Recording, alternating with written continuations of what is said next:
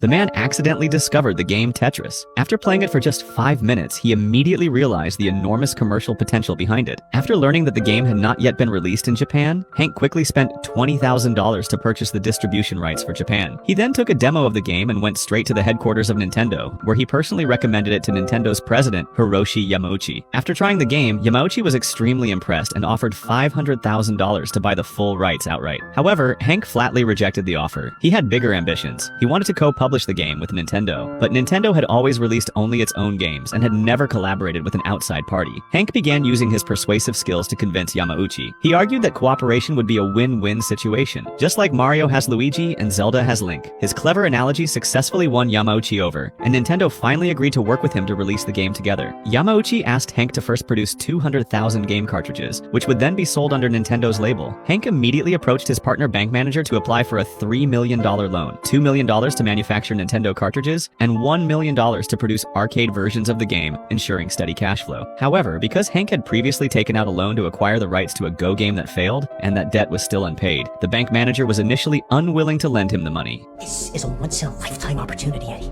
Nintendo is letting me become a publisher. Nintendo! It's a license to print money! You feel that strongly about it? Yeah, clearly! Then I'm upping your interest rates. Fine! And I want your house as collateral. Fine! And if you miss one payment, that house is ours. Fine!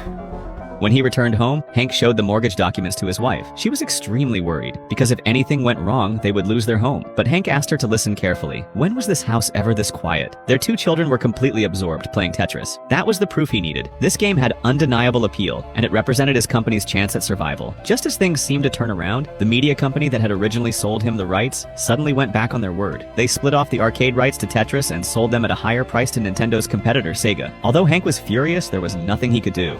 You're gonna fucking bankrupt me. Do you want PC and video game or not? Yeah. That's what I thought. Once again, his company was pushed to the brink. Hank returned to Yamauchi and presented Nintendo with the first completed cartridge. Then, in his own way, he explained the crisis he was facing. Thing is, Yamauchi-san, Kevin Maxwell pulled a piranha plant on me. He reneged on my arcade rights, and I really need a mushroom to stay alive. He asked if Nintendo could prepay for the 200,000 cartridges. Yamauchi took a liking to this young entrepreneur and invited him to visit Nintendo's branch in Seattle, telling him that he might find a solution there.